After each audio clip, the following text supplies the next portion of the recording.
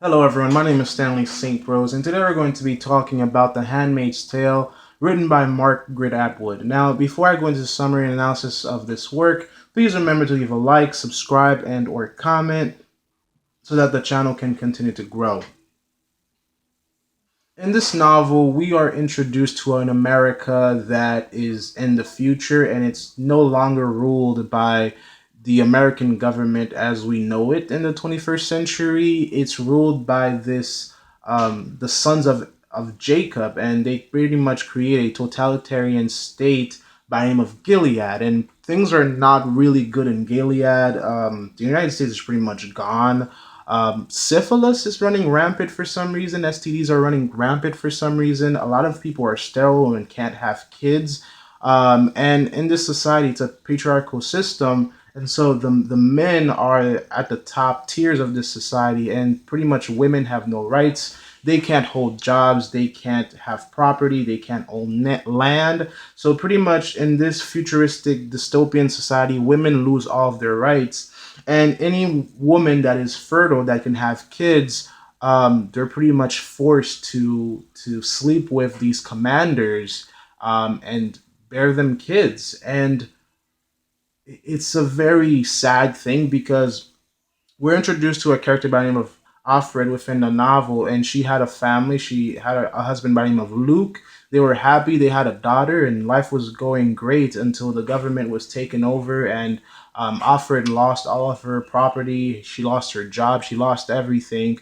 They took her husband away. They took her daughter away, and she was forced to become this handmaid to have kids for the commanders. So in the novel, we see Alfred. She's at the house of Commander Fred, or just the commander, and the commander, he's married. He has a wife, but his wife Serena cannot have children, so they pretty much hire the handmaid.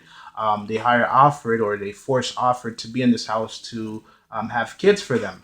And the way that they have kids, it's a very awkward situation. Basically, what happens is, Serena, the commander's wife, will pretty much go on her bed, and then she'll force Alfred to lie in between her legs, and then she'll hold Alfred's arms like a cross, and then the commander will come in and do his business, and then the awkward situation is over, and it's kind of like a monthly ritual that they have to do so that Alfred can get pregnant. So they do this so that there is no pleasure or enjoyment in the act whatsoever. This is a very Christian, futuristic dystopia. So the commanders, the men within the society, they follow the Bible to the T, and so it's a very disturbing thing because if you know your Bible very well, if you're a person that reads the Bible, there are certain stories where this novel draws from.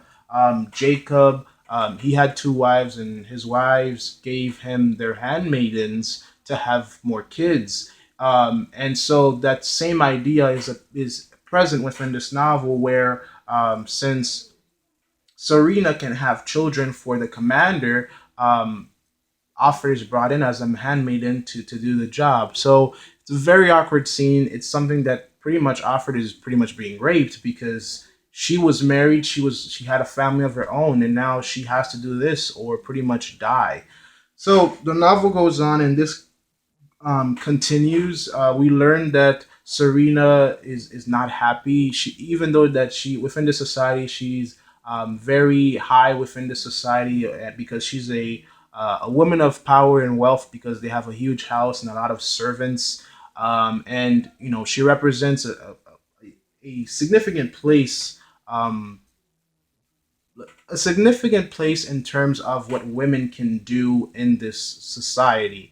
And the commanders pretty much rule everything else. The only thing that the lower classes can do within this novel, within this futuristic society, is pretty much take care of the commanders and their wives.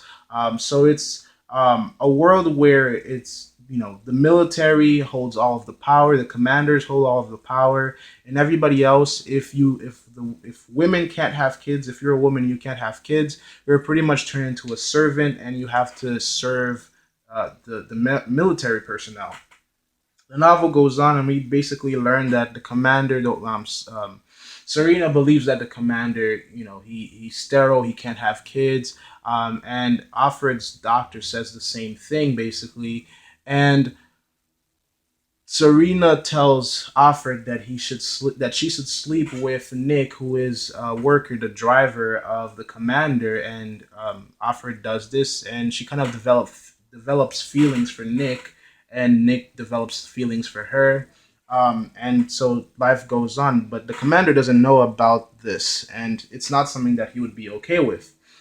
We see that the commander within the novel, he kind of develops a relationship with Alfred for some reason. Late at night, he wants to read with or watch Alfred read, or play Scrabble with Alfred for some reason. And there's a hint that the commander is not happy with his life, and his wife is not happy with her wife, because they live in a society where everybody is routine. Everybody has to follow pretty much the norm, and so no one is, even though that the sons of Jacob took over America and Gilead is a functioning society. It seems like most of the people that exist in this world, they're not completely happy, because the way that people act are controlled, the way that people behave are controlled, the way that people dress are controlled, and most people are property. Alfred is not a person with independence. She is property. She is the commander's property, and if she steps out of line and if she can't bear kids, she pretty much loses her value. The only value that the handmaids have in this dystopia is the ability to make kids, and if you can't make kids, your purpose, you have no purpose. The story goes on, and by the end of it, basically what happens is Alfred is rescued or not, because a black van just comes to take her away, and Nick tells her it's the underground, revolution, or the underground people that are opposed, or that are against the Gilead society that come to take her. But we're not giving a definite answer of that. And in the end, she just gets taken away. We don't see her, make a child for the commander and Serena. And so it's a very dark novel, a very dark future for America. It's a patriarchal system, a patriarchal society that controls everybody within it, and the ending doesn't really give us anything. It just ends on in uncertainty. In terms of analysis, in terms of what's extremely significant about this is just kind of the way in which women are treated within this novel. Um, you can see that the women within this novel, they're just everything is just taken away from them, because the novel at the beginning, when you get the life of Alfred, and Alfred pretty much, the story is actually very, it's not a linear story. It's not from beginning to end.